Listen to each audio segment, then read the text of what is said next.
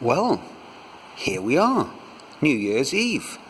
It's come around again, and 2021 is soon to be a thing of the past.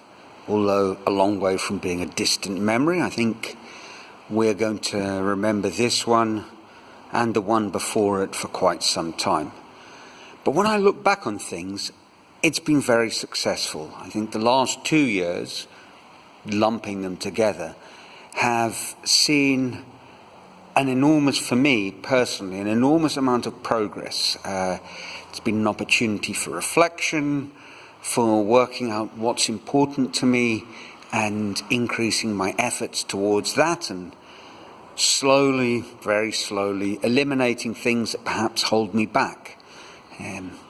Just for one, I still enjoy a nice cold beer, but it's a nice cold beer or two rather than a nice cold beer or 20, and that's probably a good thing.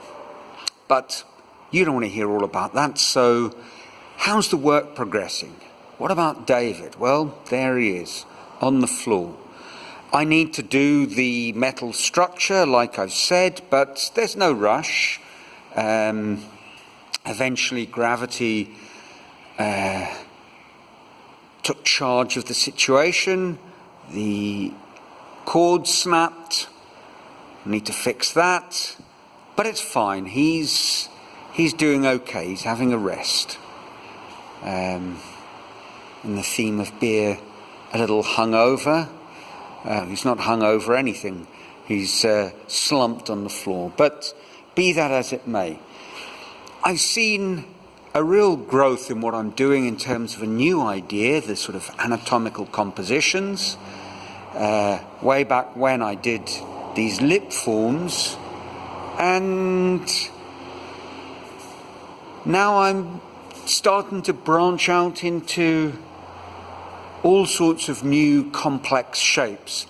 This piece is going to be, initially the idea was 8 ears and a mouth. Some of the ears are pointing right, some of the ears are pointing left. There might be a reason for that.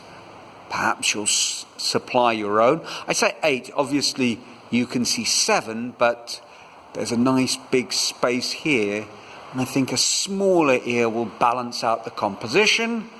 It's not quite finished yet. My signature's going to go down there. And it was all looking like it was just about done, and then I started thinking in terms of the idea of the piece, what about some smaller mouths? Would it dilute things? And I'm not sure if it will or it won't, but I had a sort of exploratory sketch of 5 mouths in oval frame. It's been stuck in the workshop, so I think I'm going to deconstruct it and just tack in a few mouths and see what I think, if I like it or not, but without committing too seriously. But this idea of body parts framed together, I like it. I think it's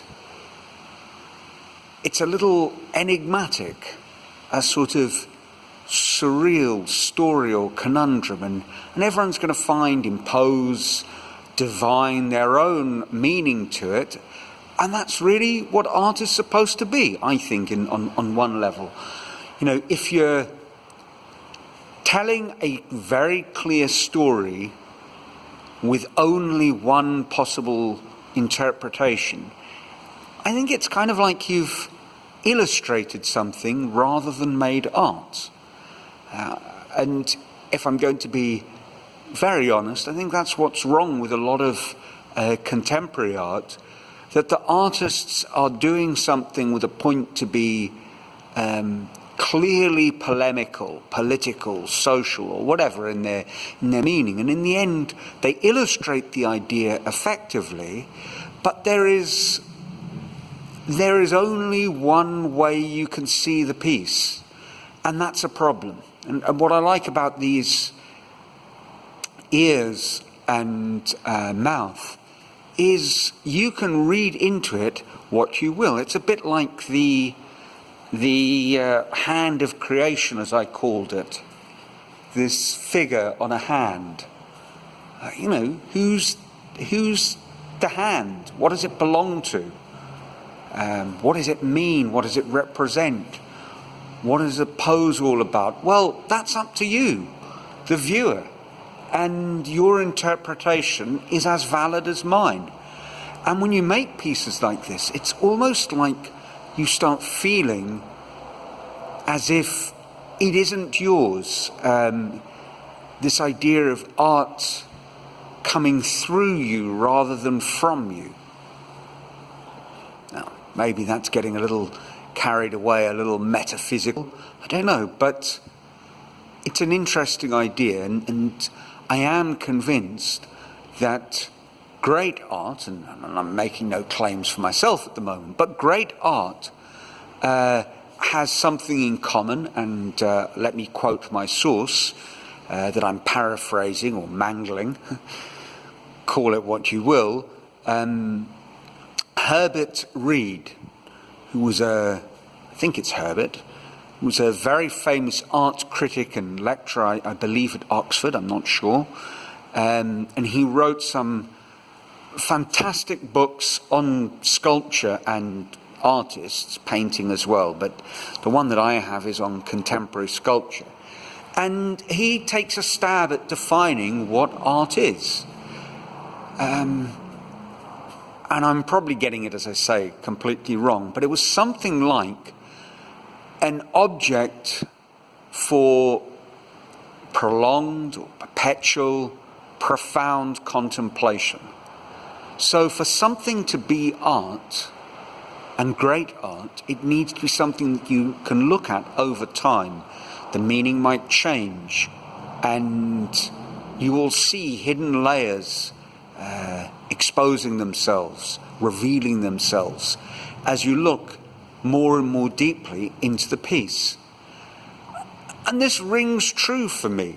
And if I think of music, for example, the really great songs you can listen to again and again and again, and you hear something new every time. Well, maybe not every time, but over time you hear it differently. And partly it's because you are changing, your ear is changing, the things that you've heard have changed, and as you change, you start seeing things differently. Partly this is a physical thing, perhaps, but it's also that the art takes time, the song takes time to reveal itself.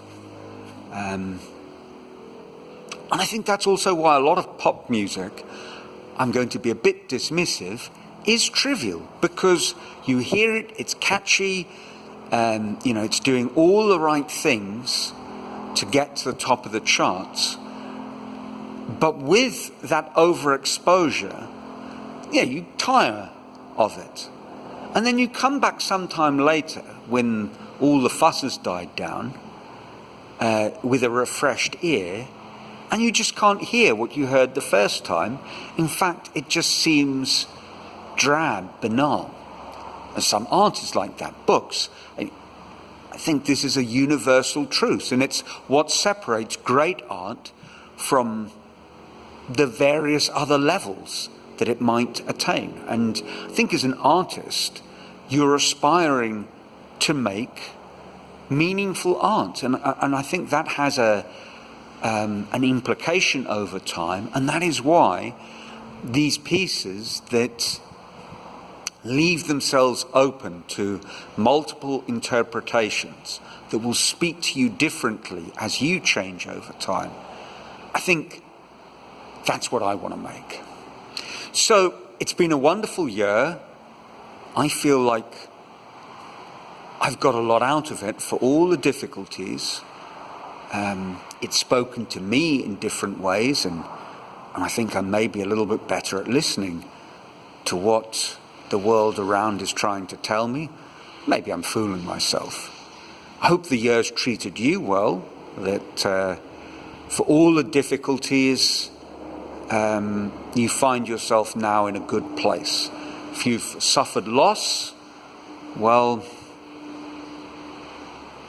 what can I say? I'm sorry. I hope you've found a path through to the other side. But that's not a note to end this final video for the year on. I trust you're well. I trust that your lives are filled with joy, and that as you prepare for a new year, for a renewal, that you find yourself in an ever improving place. And of course, I hope you have a wonderful celebration tonight. Enjoy yourself just the right amount. And until next year, from a not sunny Brazil, actually an overcast, rainy Brazil, but that's renewal of a sort. I wish you all the very, very best. So, ciao.